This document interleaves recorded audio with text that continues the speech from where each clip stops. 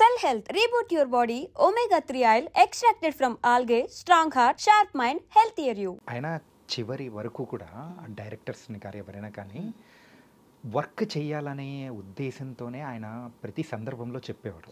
అంటే ఆ పాత్ర వచ్చినా కానీ నాకు ఇవ్వండి నేను చేస్తాను అని. అనిల్ రావిపూడి గారు కూడా మొన్న చెప్పారుగా, నేను కూర్చుని అయినా చేస్తాను, అది క్యారెక్టర్ బిలోండి నన్ను అన్నారని. అంటే ఆ దాహం అట్లాంటిదండి ఆర్టిస్ట్కి. అలాగే శివనాగేశ్వరరావు గారు, ఆయన డైరెక్టర్కి ప్రొడ్యూసర్కి ఇద్దరికీ కావాల్సిన నటుడు ఆయన. నిజమే, అంటే డైరెక్టర్కి ఒక్కోసారి ఎక్కువ టైం వర్క్ చేయాల్సి వస్తుంది, డైరెక్టర్కి కోఆపరేట్ చేసేవారు మనీ ఫైనాన్షియల్ విషయంగా. ప్రొడ్యూసర్ ఒక్కోసారి ఇన్ టైంలో ఇవ్వచ్చు, ఇవ్వకపోవచ్చు, అనుకున్నది ఇవ్వచ్చు, ఇవ్వకపోవచ్చు.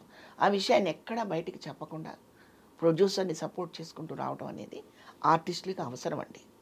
మనం అక్కడ తినేసేసి తాగేసేసి బయటకు వచ్చి ప్రొడ్యూసర్ మనకు 10 రూపాయలు ఎగ్గొట్టాడని చెప్తాడు, కానీ 90 ఇచ్చింది చెప్పడం అది కుసంస్కారం, చేయకూడదు.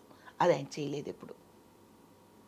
పర్లేదులేవయ్యా నెక్స్ట్ సినిమాకి ఇవ్వు అనేవాడు. అంటే నెక్స్ట్ సినిమాకి నీ ఆలోచనలకి దారి వేసేసాడు ఆయన.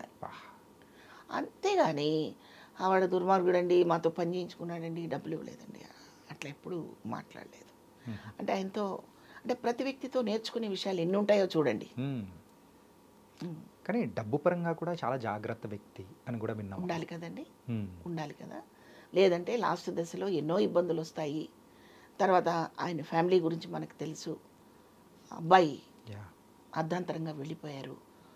మరి దాన్ని తట్టుకోవడానికి చాలా ఆత్మనిర్భరం కావాలి. ఖచ్చితంగా ఇంట్లో మా పిల్లలు సరిగా మాట్లాడకపోతే నేను నెలలు దిగులు పడిపోతుంటాం మేము. అలాంటిది ఒక కొడుకు దూరం అయిపోతే ఎంత కష్టం ఉంటుందండి. బాబు మోహన్ గారి కూడాను ఆ కష్టం ఎవరికి రాకూడదండి. సో ఆయన్ని దాన్ని నిభాళించుకొని ఆ క్యారెక్టర్ని చేస్తూ మనల్ని మెప్పిస్తూ చాలా గొప్ప నటుడుగా ఇక్కడ ఉండిపోయారు ఆయన. ఎనీహో ఆర్టిస్ట్కి మరణం లేదండి. ఫ్యాక్ట్, అట్లాంటి రీప్లేస్మెంట్ కూడా ఎవరు ఇవ్వలేరు అన్న స్థాయిలో. నథింగ్.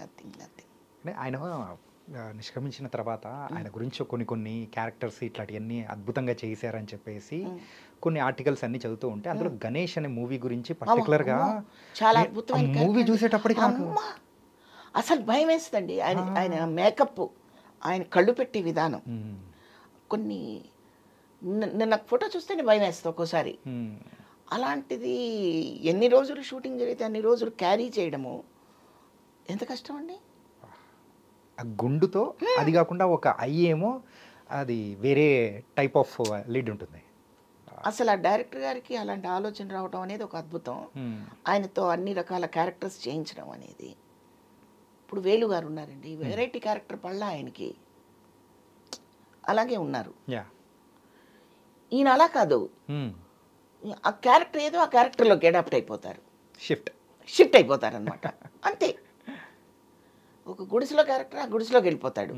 ఒక ప్యాలెస్ అండి, మీరు మహారాజా అని అందులోకి వెళ్ళిపోతాడు. ఇది అవసరం ఆర్టిస్ట్కి. సో ఆయన నుంచి చాలా నేర్చుకోవాల్సిన విషయాలు కూడా చాలా ఉంటాయి. బాధని లోపల దిగమింగుకుంటూ క్యారెక్టర్కి ఏం కావాలో అది చేశారే తప్ప ఆయన పర్సనల్ విషయాలు ఏవి కూడా క్యారెక్టర్స్కి అవరోధాన్ని కలిగించలేదు.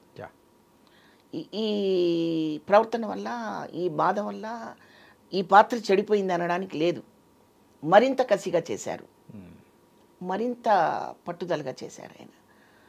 సో అంటే ఒక ఆర్టిస్ట్కి ఆయన ఇచ్చిన విలువ, ఆయన చేస్తున్న వృత్తికి ఆయన ఇచ్చిన గౌరవం ఎలా మర్చిపోతామండి? మర్చిపోం. ఒక చిన్న మాట అమ్మా, చెప్పండి. ఏంటంటే కోట శ్రీనివాసరావు గారికి ముక్కుసూటితనం అనేది కూడా ఉందని మనందరికీ తెలుసు. అలాంటి మాటల ద్వారా కూడా ఆయన కొన్ని కాంట్రవర్సీలలోకి ఇట్లా వెళ్ళడం అనేది కూడా జరిగేటప్పటికీ అది మీరు విన్నప్పుడు కానీ ఎలా అనిపించేది? అసలు ఎలా అనిపించేది ఉండదండి. యథార్థవాది లోక విరోధి అని మీకు తెలిసిన విషయమే కదా. యథార్థాన్ని ఒప్పుకునే ధైర్యం అతటివాడికి లేనప్పుడు క్రిటిసైజ్ చేయక ఇంకేం చేస్తాడు చెప్పండి. ఇప్పుడు కొన్ని సందర్భాల్లో ఇప్పుడు నా బాడీ లాంగ్వేజ్, నా కాస్ట్యూమ్, నేను తయారయ్యే విధానం నా ఇన్నర్ని తెలియచేస్తుందని నా ఉద్దేశం. ఓకే, అర్థమయ్యిందండి. నేను ఎవరి గురించి కామెంట్ చేయట్లేదు. ఇప్పుడు నేనే ఇక్కడికి ఒక స్కర్ట్ వేసుకొని ఓ చిన్న షర్ట్ ఇలా ముడిపెట్టుకుని వచ్చాను అనుకోండి, మీరు నన్ను అడగాల్సిన ప్రశ్నలన్నీ మారిపోతాయి. అంతే కదండి. నా ఏజ్కి తగ్గట్టు, నా మనస్తత్వానికి తగ్గట్టు, నా లైఫ్ స్టైల్కి తగ్గట్టు నా వేషధారణ కూడా ఉంటేనే దానికి గౌరవం అనేది ఆయన ఉద్దేశం, నా ఉద్దేశం కూడా. ఓకే. ఇప్పుడు 16 సంవత్సరాల్లో ఉన్నప్పుడు వేసుకున్న కాస్ట్యూమ్స్ ఇప్పుడు నేను వేసుకోలేను కదండి. ఏజ్తో పాటు మన సంస్కృతితో పాటు అన్నిటినీ గౌరవించాలని ఒక ఇంటెన్షన్ ఉన్న మనిషి ఆయన. గొల్లపూడి గారు ఒక ఇంటర్వ్యూలో చెప్పారు, గొల్లపూడి మారుతిరావు గారు, నా కోడళ్ళకి నేను ఒకటే చెప్పాను, నైటీ వేసుకొని నాకు కనపడద్దని.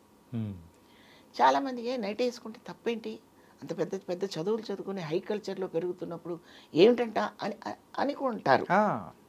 కాదండి, మామగారికి ఎలా కనిపించాలో అలా కనిపించాలి. అది అలా కనిపిస్తేనే గౌరవిస్తారా అని ప్రశ్నిస్తారు. ఇప్పుడు లేదు, అలా కనిపిస్తేనే గౌరవిస్తారు.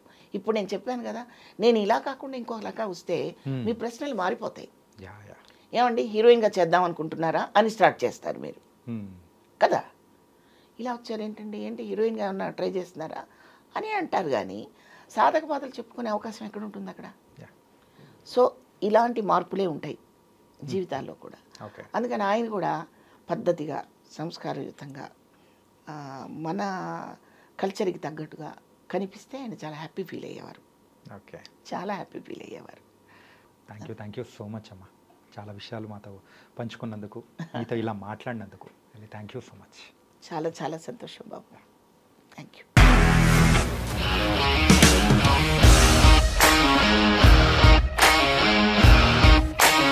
ఇండస్ట్రీలో కమిట్మెంట్ ఇష్యూస్ వస్తే నీకు కూడా వచ్చినట్టు? మార్నింగ్ తీసుకెళ్ళాడంటే కొట్టి పడేసాడు.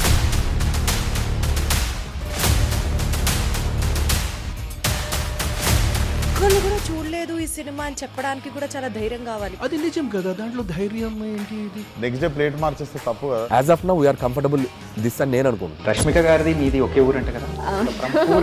నీకు కోపం వచ్చిందంటే బాగా తిట్టేత్తరా? తిట్టేద్దామండి.